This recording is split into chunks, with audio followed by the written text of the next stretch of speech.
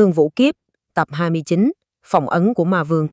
Đêm 24 tháng 7 năm 1999, sấm chớp đùng đoàng, mưa xối xả trút xuống bầu trời tiểu thành. Gió lốc phần phật cuốn đi cái nóng nực ngột ngạt. Những tia chớp chói lóa như mảng xà uốn lượn, rẽ toạc các tầng mây tăm tối. Trận cuồng phong bão táp gầm gà ngoài kia lại phản chiếu một cách tĩnh lặng mà khốc liệt. Cuộc xung đột chưa từng có tiền lệ đang nổ ra ngay bên trong phòng khách nhà Chu Nghi Thanh và Vương Kiến Dân.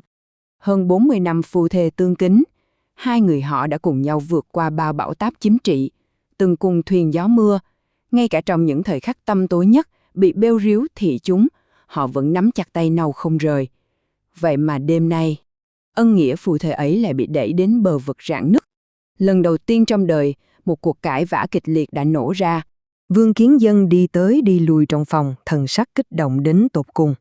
Từ chỗ chỉ hoài nghi vào 2 ngày trước, giờ đây, sự hoảng loạn đã đẩy ông đến chỗ phủ định. Nỗi sợ hãi lấn át lý trí.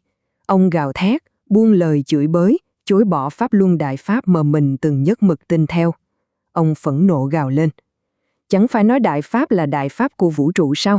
Tại sao vẫn xuất hiện cuộc bức hại thế này? Đối lập hoàn toàn với sự mất kiểm soát đó, Chu Nghi Thanh lặng lẽ ngồi trên chiếc sofa. Bà không cất một lời, khuôn mặt không chút biểu cảm, tạo nên một sự im lặng đối kháng mãnh liệt.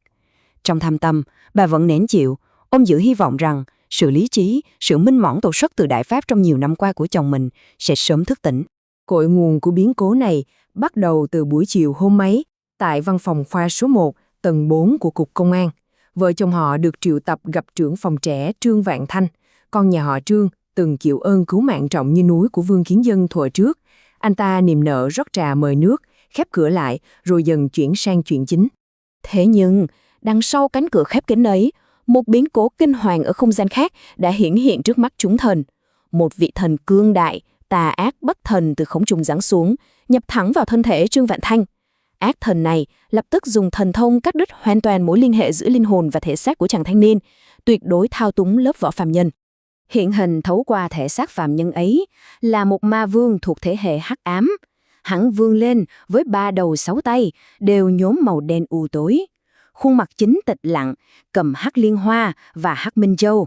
Khuôn mặt trái cười điên cuồng, vùng búa lớn và thần kiếm đen. Khuôn mặt phải gầm rống, tay nắm lấy đầu lâu và bộ xương đen.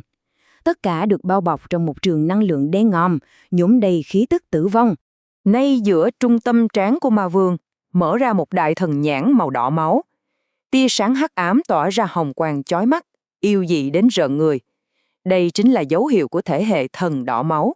Một trường năng lượng biến dị, hắc ám, xen lẫn sắc đỏ máu ngay tức khắc bùng nổ, tuôn trào cuồn cuộn lấp đầy toàn bộ căn phòng.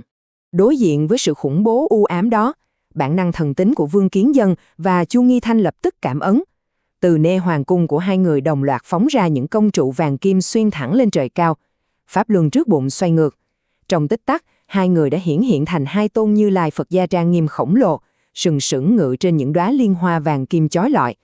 Một bên là sóng dữ cuồn cuộn, sát khí trùng thiên từ năng lượng hắc ám và ánh sáng đỏ máu của ma vương. Bên kia là trường ánh sáng linh thiêng, uy nghiêm và tĩnh tại tuyệt đối. Hai vị tôn thánh hai tay kết định ấn, phát ra vầng sáng rực rỡ, bất động tựa Thái Sơn, đối đầu trực diện với sức mạnh tà ác đang gầm thét. Mượn lớp vỏ phàm nhân, tên ma vương cất lời, giáng xuống một áp lực lạnh lẽo. Vương Kiến Dân, Chu Nghi Thanh, bây giờ chúng ta nói đến chuyện chính. Bằng thứ ngôn ngữ đe dọa, hắn ra lệnh ép buộc cả hai người ngày mai phải lên đài truyền hình địa phương, công khai tuyên bố thoát ly khỏi pháp luân công. Dù vậy, hai vị tôn thánh vẫn duy trì sự kiên định tột cùng. Họ không thốt ra nửa lời, tiếp tục duy trì trạng thái im lặng kháng cự.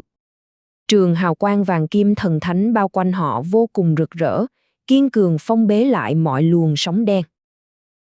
Không gian chấn động, nhưng ánh sáng kim sắc ấy vẫn sừng sững, nhất quyết không lùi một bước. Bị kháng cự, ma vương nổi trận lôi đình. Bằng một sức mạnh vũ trụ mang đầy sát khí, con mắt đỏ máu khai mở, hắn gầm lên, khế ước thần thánh. Mở! Lời hô mang sức nặng ngàn cân vang vọng. Từ đài thần nhãn đỏ máu trên trán hắn, một cuộn giấy vàng kim lấp lánh chậm chậm xuất hiện. Cuộn giấy vừa được khai mở, một biển ánh sáng vàng kim vĩ lại tuôn trào như thác lũ, chiếu thẳng vào trường năng lượng của hai vị tôn thánh.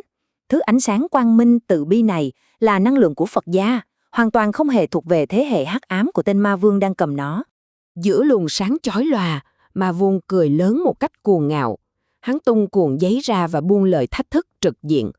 Quang Minh Tàn, khế ước của ngươi định từ bỏ ư? Văn tự hiện lên chói lòa bên trong cuộn giấy. Hắn đã dùng chính bản khế ước năm xưa để nhắm thẳng vào nguyên thần của Vương Kiến Dân. Khoảnh khắc u ám nhất đã đến. Trong khi nguyên thần của Chu Nghi Thanh vẫn nhập định bất động, thì nguyên thần Vương Kiến Dân, tức Quang Minh Tàn, vừa nghe tiếng gọi liền ngẩng đầu lên. Ánh mắt ông vừa chạm phải những dòng chữ trong cuộn khế ước, toàn thân lập tức chấn động mãnh liệt. Cuộn giấy vàng kim tức thời hóa thành một đạo kim quang xuyên thẳng vào cơ thể. Ngay khoảnh khắc ấy, cả thân thể lẫn nguyên thần của Vương Kiến Dân đã bị phong ấn toàn bộ. Trở lại không gian nhân loại, hình bóng uy nghi biến mất. Vương Kiến Dân thu nhỏ lại thành một phàm phu tục tử, mồ hôi lạnh toát ra đầm đìa, toàn thân run rẩy vì sợ hãi. Bị sự hèn yếu của con người chi phối, ông suy sụp đầu hàng. Tôi biết hậu quả, tôi tuyên bố rời khỏi tổ chức Pháp Luân Công từ giờ phút này. Chỉ vì nỗi kinh hoàng trần tục, ông đã gật đầu đồng ý lên truyền hình chối bỏ đức tin. Tận mắt chứng kiến sự hèn nhát đó, Chu Nghi Thanh kinh hãi tột độ. Ông điên rồi. Bà tức giận níu kéo, buông lời trách móc kịch liệt. Thế nhưng, bi kịch thay, tại chính thời khắc then chốt này, sự bấn loạn và những vướng mắc ân tình yêu ghét của nhân gian đã che mờ lý trí của bà. Chỉ bằng một niệm sai lệch ấy, hào quang thần tính của Chu Nghi Thanh lập tức bị nhân tâm nhấn chìm, kéo bà rớt xuống, trở lại là một người phàm mang đầy oán thán. Hai người phàm phu sau khi tranh cãi đến kiệt quệ đã thiếp ngủ trên chiếc sofa giữa đêm khuya. Ngoài khung cửa sổ, gió mưa và sấm sét vẫn không ngừng gầm rú, xé toạc màn đêm. Nhưng ngừng ấy cuồng phong cũng không thể đánh thức hai con người đang say giấc, và càng không thể đánh thức nổi những nguyên thần đã vĩnh viễn bị ma vương phong ấn. Liệu họ có thể đưa ra một lựa chọn về phía ánh sáng? Xin mời quý vị đón xem tập tiếp theo của Thương Vũ Kiếp. Câu chuyện quý vị vừa nghe được kể lại từ nguyên tác Thương Vũ Kiếp của Chánh Kiến Net. Để đọc trọn vẹn thiên truyện, xin mời quý vị ghé thăm trang Chánh Kiến, chánh kiến.org.